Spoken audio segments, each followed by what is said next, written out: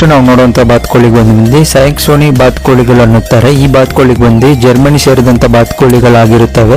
ಇದು ದೊಡ್ಡ ದೇಹ ಮತ್ತು ಶಾಂತಿ ಸ್ವಭಾವ ಹೊಂದಿರುತ್ತವೆ. ಈ ಬಾತುಕೋಳಿಗಳು ಇದರ ಮಾಂಸ ಉತ್ಪಾದನೆ ಬಂದು ಜಾಸ್ತಿ ಇರುತ್ತವೆ ಮತ್ತು ಮನೆ ಸಾಕಾಣಿಕೆಗೆ ಸೂಕ್ಷ್ಮವಾಗಿರುತ್ತದೆ. ಈ ತಳಿಗಳು ಈ ಬಾತುಕೋಳಿಗಳ ಮಾಂಸ ಬಂದು ಉತ್ತಮ ಗುಣಮಟ್ಟವಾಗಿರುತ್ತದೆ. ಅದಕ್ಕೆ ಇದು ಮಾಂಸ ಉತ್ಪಾದನೆಗೆ ಈ ಬಾತುಕೋಳಿಯನ್ನು ಬಳಸುತ್ತಾರೆ.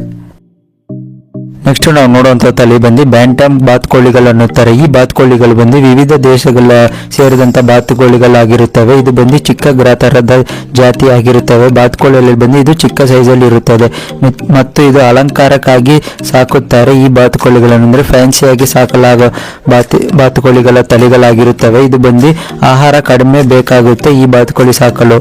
ಇದು ಬಂದು ಲೋ ಕಾಸ್ಟಲ್ಲಿ ಬಂದು ಈ ಬಾತುಕೋಳಿಗಳನ್ನು ಬೆಳೆಸಬಹುದು. ಹಾಗಾದರೆ ಸ್ನೇಹಿತರೆ, ಸರಿಯಾದ ಜಾತಿಯನ್ನು ಆಯ್ಕೆ ಮಾಡಿದರೆ ನಿಮಗೆ ಲಾಭ ಡಬಲ್ ಆಗಬಹುದು. ಈ ವಿಡಿಯೋ ನಿಮಗೆ ಯೂಸ್ಫುಲ್ ಅನಿಸಿದರೆ ಲೈಕ್ ಮಾಡಿ, ಶೇರ್ ಮಾಡಿ ಮತ್ತು ನನ್ನ ಚಾನಲ್ನ ಸಬ್ಸ್ಕ್ರೈಬ್